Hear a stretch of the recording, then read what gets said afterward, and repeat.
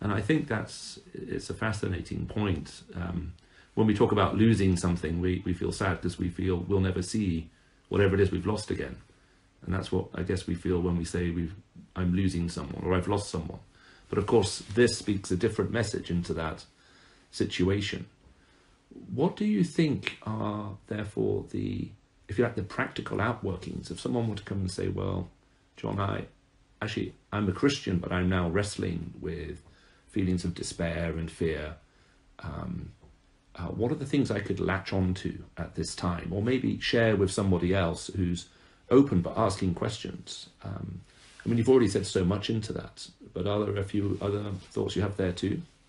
Well, it's no accident that through the centuries, and remember, we've had pandemics before. We had the Black Death. There was no modern medicine.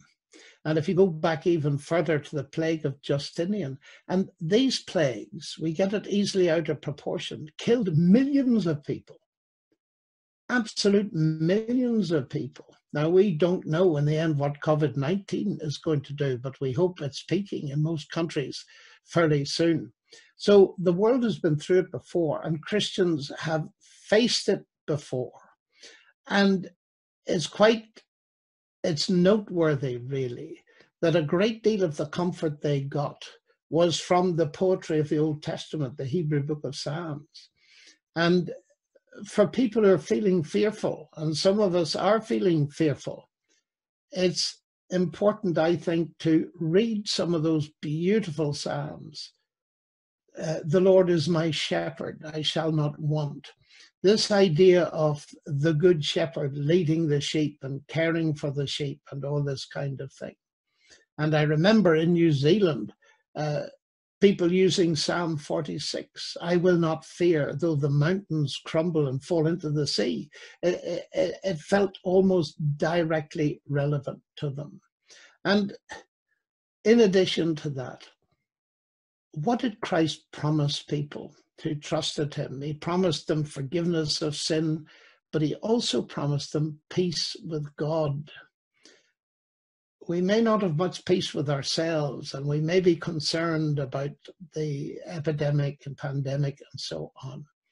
But to listen to Jesus say, in the world you have tribulation, you're going to have problems, but my peace I leave with you, not as the world gives. The world can't give us peace. It can give us medicine, and we're utterly thankful for it. But deep peace, peace that transcends the fears and the death, is something that God is prepared to give us.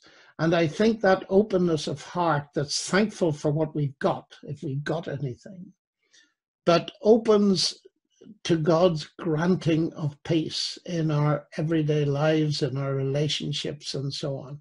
That can go a long, long way. Because after all, Michael, fears are in our mind and in our heart. It's what's going on in our head. And we need to fill our minds, if I can put it this way, with something outside of themselves. Could I read just another little lesson from that story of Lazarus? Because it's fascinating. I missed it out completely. I said that Jesus had stayed in Galilee and allowed Lazarus to die. Now, that is a very big statement, because you see, God, if there is a God, is still allowing people to die. And that raises deep questions, as we've seen, about his love and his power. Now, he let Lazarus die and he stayed in Galilee. And then he suddenly said, I'm going to Judea. Now, they'd been looking for him up in Jerusalem to kill him. And the disciples said, you're crazy, absolutely crazy, man. It's suicidal to go there. And then he read them a lesson.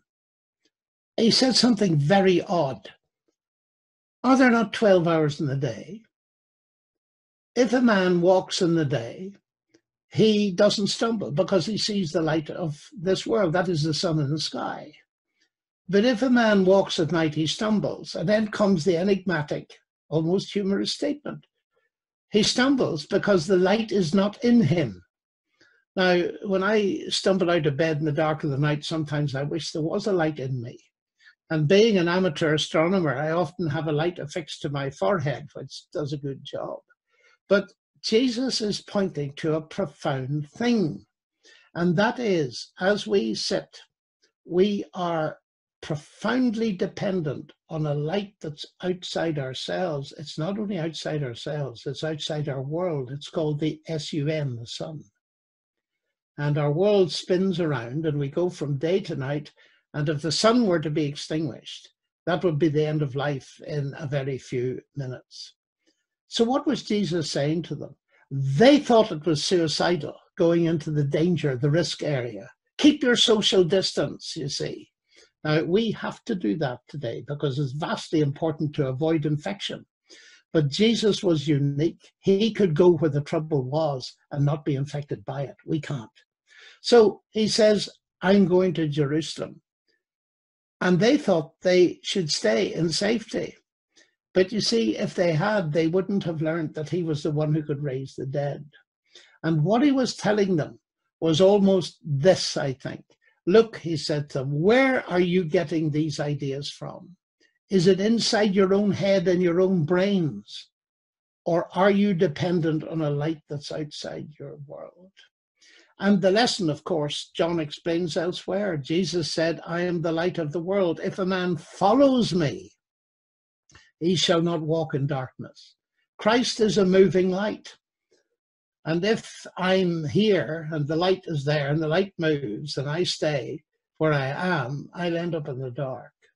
So what he is saying is, we are looking, you and I, Michael, for light on COVID-19.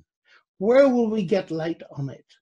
Well, I know of only one place that gives a satisfactory answer. I said before, I have no simplistic answers.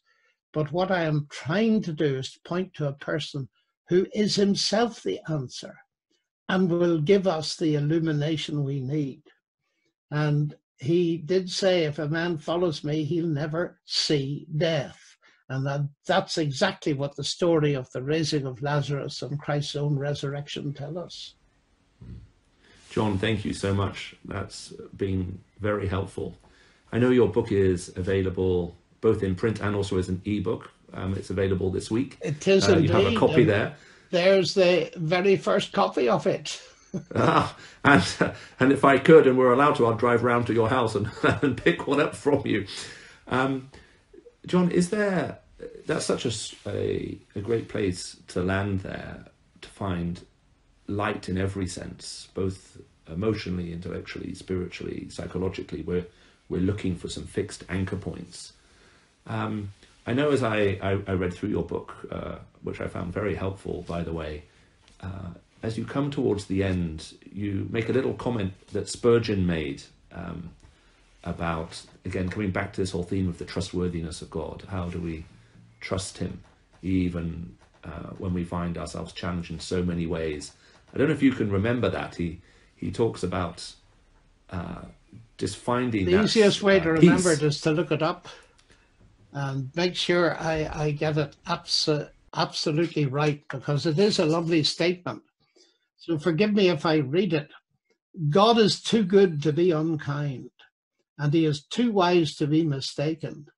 And when we cannot trace his hand, we must trust his heart.